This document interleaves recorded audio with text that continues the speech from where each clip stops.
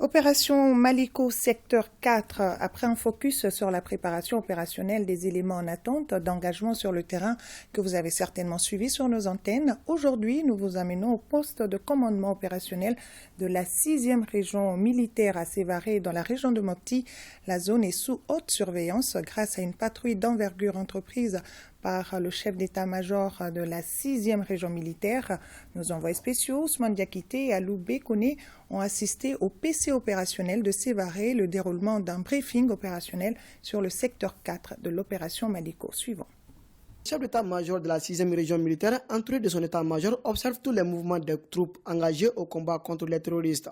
Cela se passe depuis les postes de commandement opérationnel. Après le ravitaillement des Kouakourou, l'unité a amorcé des mouvements retour sur Djéné. Il s'agit de faire le point des unités sur le terrain et surtout parler des actions que ces unités sont en train de mener, c'est-à-dire pour permettre un suivi permanent des actions, des missions sur le terrain. Donc en vue de prendre d'autres décisions pour mener à bien les missions qui nous ont été confiées. Dans le contexte de la contre-offensive des forces armées maliennes, les présumés terroristes sont désormais tenus par la gorge. Une vaste opération de patrouille, de sécurisation des personnes et des biens est lancée. On peut dire qu'il y a le Katibat du Massina qui opère entre le secteur 4 et le secteur 5, donc le centre. Nous avons le Djinim et l'EGS qui sont dans le secteur de Gao.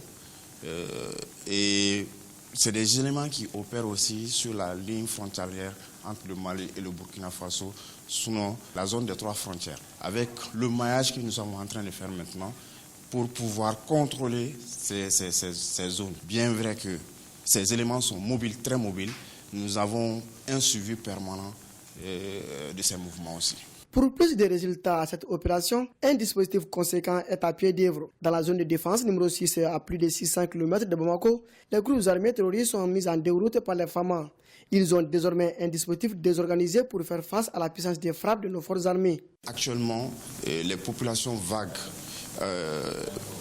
aisément à leurs préoccupations sur le terrain et surtout les opérations offensives que nous sommes en train de mener ont porté fruit. Comme vous le savez, Marebougou a été un point important pour nous tous et actuellement vous avez vu les impacts sur le terrain.